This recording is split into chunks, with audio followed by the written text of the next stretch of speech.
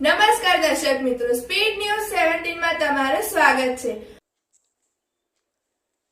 બાળકીની છેડતી કરનાર ઝડપાયો। સુરત પોલીસે ગઈકાલે મોડી સાંજે રાજસ્થાનથી કરી અટકાયત। પોલીસ સ્ટેશનથી 200 મીટર દૂર જ બની હતી ઘટના। સુરતના સિંગણપોર વિસ્તારમાંથી થોડા દિવસ પહેલા એક બાળકી સાથે જાહેર રોડ પર શ્રમજીવી યુવક દ્વારા છેડતી કરાઈ હોવાની ઘટના બની હતી।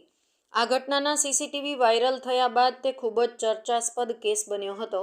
ત્યારે સિંગણપોર પોલીસે આ અંગે ગુનો નોંધી આરોપીને પકડવા ટીમો કામે લગાવી હતી। આ દરમિયાન 48 કલાકમાં બાળકીની છેડતી કરનાર શ્રમજીવીને રાજસ્થાનથી પોલીસને ઝડપી પાડવામાં સફળતા મળી છે।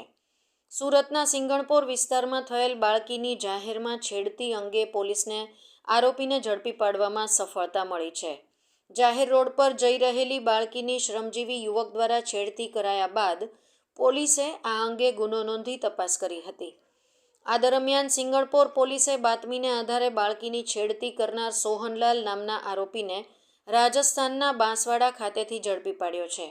ઘટનાના સીસીટીવી વાયરલ થયા સુરતના સિંગણપોર વિસ્તારમાં ગત 12 તારીખના રોજ રસ્તા પરથી જઈ રહેલી એક બાળકીની ખુલ્લેઆમ જાહેરમાં છેડતી કરવામાં આવી હતી। નજીકમાં કડિયાકામ કરનાર એક શ્રમજીવી યુવક દ્વારા બાળકીની છેડતી કરાઈ હતી। આ સમગ્ર ઘટના નજીકમાં લાગેલા સીસીટીવી કેમેરામાં કેદ થઈ હતી।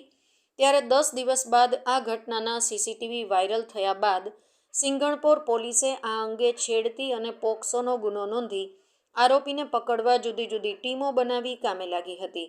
મળતી માહિતી મુજબ પોલીસે ગુનો નોંધ્યા બાદ છેડતી કરનાર આરોપીને પકડવા માટે આરોપી જે જગ્યાએ કામ કરી રહ્યો હતો તે તમામ જગ્યાએ પોલીસે તપાસ હાથ ધરી હતી। જોકે શ્રમજીવી છૂટક મજૂરી કામ કરતો હોવાથી તે રસ્તા ઉપર જ રહેતો હોવાનું જાણવા મળ્યું હતું। આ દરમિયાન પોલીસે પોતાના બાતમીદારો પાસેથી માહિતી મેળવી છેડતી કરનાર આરોપી રાજસ્થાનનો હોવાનું સામે આવ્યું હતું। જે અંગે પોલીસે તપાસ કરતા રાજસ્થાનના બાંસવાડા ખાતેથી આરોપી સોહનલાલને ઝડપી પાડ્યો હતો।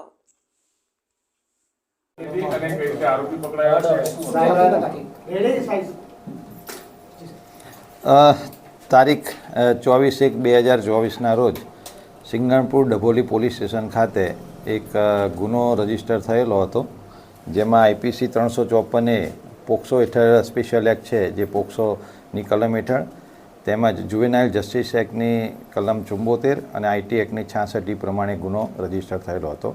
આ ગુનાની વિગત એવી છે કે તારીખ 12/1/2024ના રોજ એક નાની દીકરી રસ્તેથી પસાર થતી હતી। એ દરમિયાન એક ઈસમ આવીને એની છેડતી કરે છે, જે અનુસંધાને આ ગુનો દાખલ થયેલો હતો।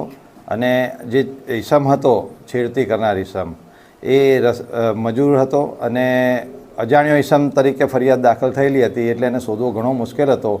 ગુનો દાખલ થયાના તુરંત બાદ ગંભીરતા લઈને મહેરબાન કમિશનર સાહેબ અને તમામ અધિકારીઓ આમાં ઇન્વોલ્વ થઈ અને એક ટીમની રચના કરવામાં આવેલી હતી। અને જે ઝોન 3ના એલસીબી તેમજ અન્ય પોલીસ સ્ટેશનના સબ ઇન્સ્પેક્ટર તેમજ સિંગણપુર ડભોલી પોલીસ સ્ટેશન વિસ્તારના પોલીસ સ્ટેશનના જે ડિસ્ટાફના માણસો આ કામે લાગી ગયેલા હતા। શરૂઆતમાં આ માણસ અજાણ્યો હોવાથી એની ઓળખ મેળવવી ઘણી મુશ્કેલ હતી, પરંતુ આ ટીમોએ ઘણી સઘન મહેનત કરી અને આરોપીને ગણતરીના 36 કલાકની અંદર જ બાંસવાડા રાજસ્થાનમાંથી એને ધરપકડ કરેલી છે અને નિયત સમય મર્યાદાની અંદર નામદાર કોર્ટ સમક્ષ 5 દિવસના રિમાન્ડ માટે રજૂ કરતા નામદાર કોર્ટે એના 2 દિવસના રિમાન્ડ મંજૂર કરેલ છે અને આગળની તપાસ ચાલુ છે। આરોપીનું જે નામ છે એ સોહન શંકર ભુરિયા, જેની ઉંમર વર્ષ 30 છે અને એ હાલમાં પોલીસ કસ્ટડી રિમાન્ડ ઉપર છે, એટલે આગળની તપાસ હવે સિંગણપુર ડભોલી પોલીસ સ્ટેશન કરી રહી છે।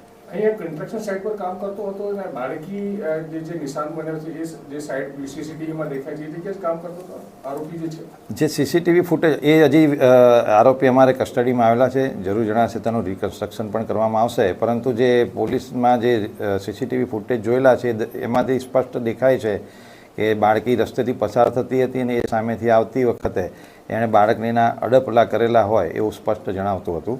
આ તપાસનો વિષય છે। આરોપીને અટક કરેલા છે।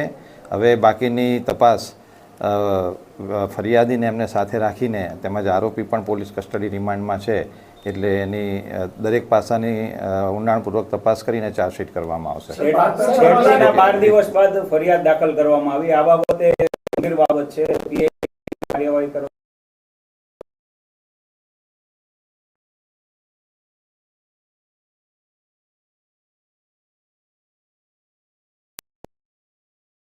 બનાવ બન્યો એ વખતે